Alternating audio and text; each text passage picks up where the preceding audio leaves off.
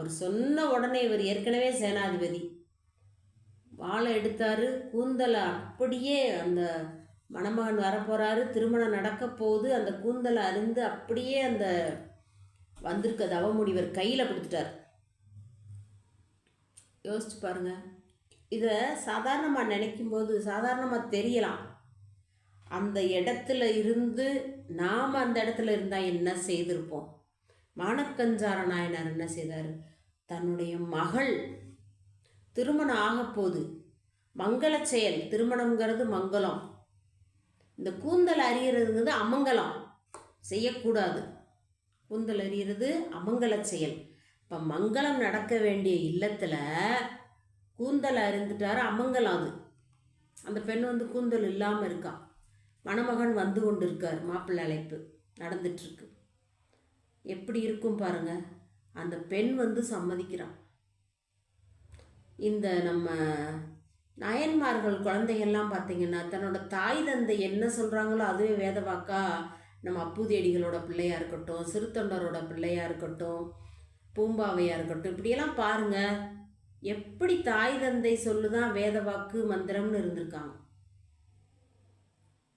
அதுபோல் இந்த பெண் இறைவனோட அடியாருக்கு இந்த கூந்தல் உதவுதுன்னா இதை விட வேற என்ன வேணும்? தனக்கு திருமணம் ஆக போதே தன்னோட மாப்பிள்ளை வந்துக்கிட்டு இருக்காரே, அந்த இது மங்கள செயலாச்சே, இது எப்படி நம்ம அந்த மாதிரிலாம் யோசிக்கவே இல்லை. அந்த சிந்தனைக்கே அவங்க போகலை. இந்த கூந்தல் பஞ்சவடிக்கு ஆகும்னாரு, அறிஞ்சு கொடுத்துட்டார். செயற்கரிய செய்வார் பெரியார்.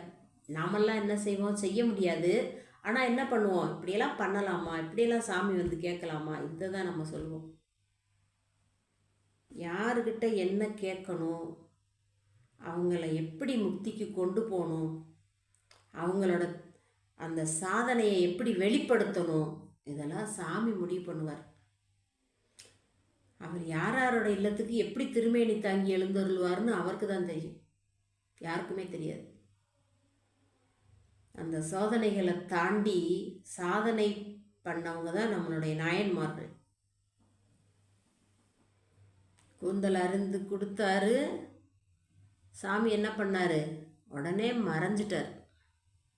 மறைந்து அப்படியே உமையம்மையோட காட்சி கொடுத்தார். ஏன் இவர் சோதிக்கும் போது மட்டும் அவர் மட்டும் வர்றாரு, அருள் செய்யும் போது மட்டும் அம்பாலோட வர்றாரு அப்படின்னா, அவருடைய அருளே தான் சக்தி, வேற யாரும் இல்லை. அதனால தான் பிரிப்பின்றி இருக்கார். பிரியாவிடைனே பேர். அருளம்மை, அருள் செய்வதற்காக